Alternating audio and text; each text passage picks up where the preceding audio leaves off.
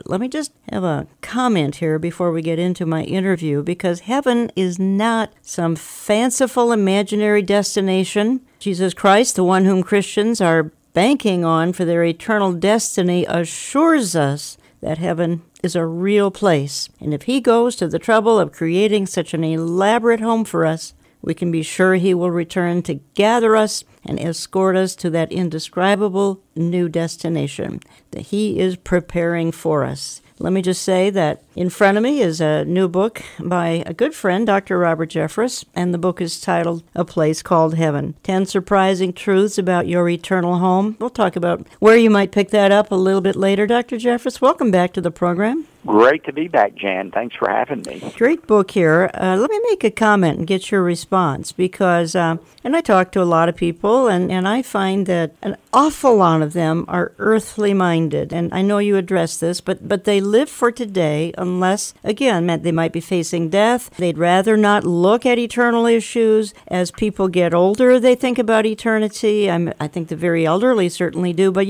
try to get a millennial to do that. And as I said, you address that. But it's, as you say, the overwhelming responsibilities of living in this world crowd out the thoughts about living in the next world. How do we get around that? Well, there's several ways, and that's really why I wrote A Place Called Heaven.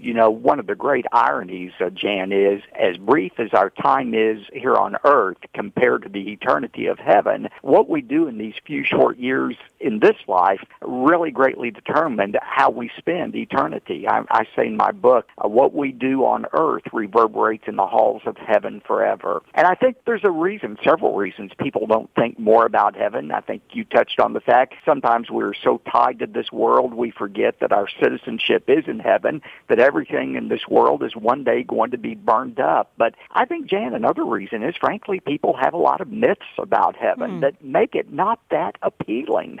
I mean, one of the myths a lot of people have is that heaven's going to be one long, unending church service, which, quite frankly, sounds more like hell to some people than it does heaven.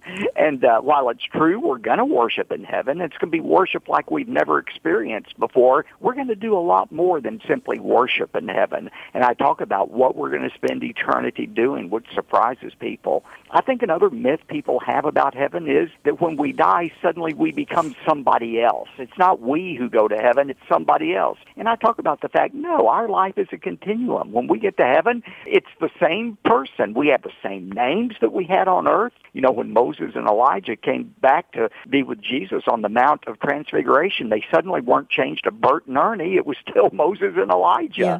Their names. Our bodies are recognizable. Our personalities in many ways probably will stay the same as well. And I think that idea that we become somebody else makes heaven unappealing. So I wrote the book A Place Called Heaven to clear up a lot of misconceptions and hopefully to make people get ready right now for how they're going to spend eternity. But why do you think, particularly pulpits, are so silent about the issues of eternity? And I'll throw hell in there too, heaven and hell, and some other issues they're silent about as well. But there's no better news than the news of our eternal home in heaven, and yet I don't hear of a lot of pulpits. People aren't emailing me and telling me First Baptist Church, if you fill in the blank, has done a series on heaven. How come?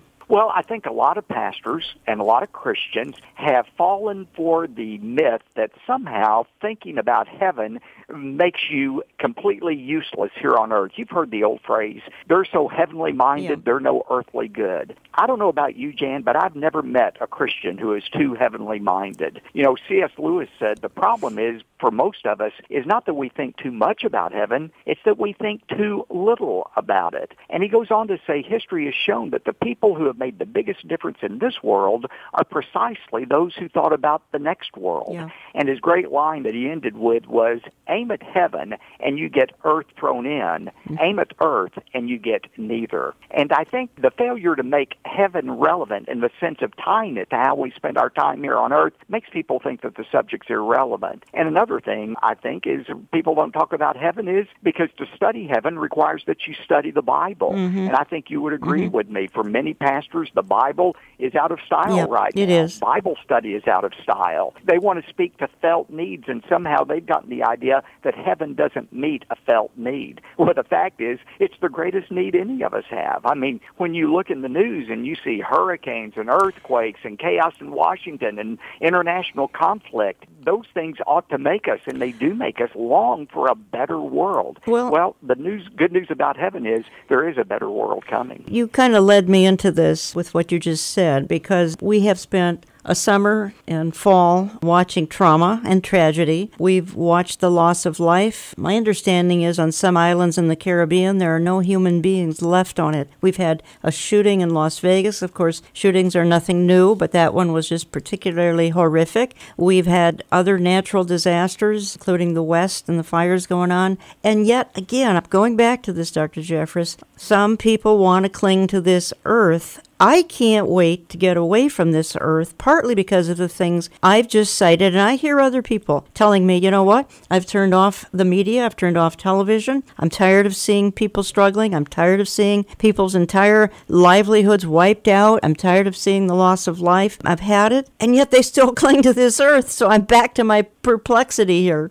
Yeah, well, you know, the night after the Las Vegas shooting, Fox asked me to come on in prime time, and the host of the primetime show on Fox, the 10 o'clock hour, asked me, why would God allow such a thing to happen? And I said, look, the Bible never diminishes the reality, the pain of suffering in this world, but it does add one word, and that's the word temporary. Mm-hmm. What we feel now, the real pain we feel now, we're not always going to feel. And the real hope of every believer is the hope of heaven. And Jan, that's why I wrote this book, A Place Called Heaven. I want it to be an encouragement, an inspiration, but I also want it to be a book of information for people. You know, I'd ask your listeners right now, if your company told you in 6 months, we're going to move you to a foreign country, and it's going to be a permanent move. Let's say it was Paris, France, and you didn't know anything about Paris, France, but you knew you were going to be moving there in 6 months. You would start learning everything you could about that city that country.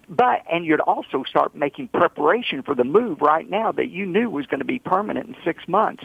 Well, the Bible says if we're Christians, we're all making a permanent move to this place called heaven. It only makes sense, Jan, that we would learn everything we can about it and start preparing now for our departure. Amen. You're listening to Understanding the Times Radio. I'm Jan Markell. I have on the line from Dallas Dr. Robert Jeffress, and he was actually at one of my conference activities in 2015. And we're just off of 2017, about 3 weekends ago now. And by the way, we had a wonderful time. For those of you who might have missed it, we'll say more about it in a promo coming up in a few minutes. We had an absolutely jam-packed house again this year with over 6,000 people. But Dr. Jeffress is pastor of the First Baptist Church of Dallas, Texas. You know he's a Fox News contributor. He's a member of the executive committee of the White House Faith Initiative, and many of you catch his daily either media from Pathway to Victory, TV, got radio, got a big outreach, and again, it's been a pleasure for me to work with Dr. Jeffress here over the years, and we're spending for at least 2 segments of this hour talking about his newest book, and here's how you find it. You can find it at your local Christian bookstore, A Place Called Heaven, 10 Surprising Truths About Your Eternal Home.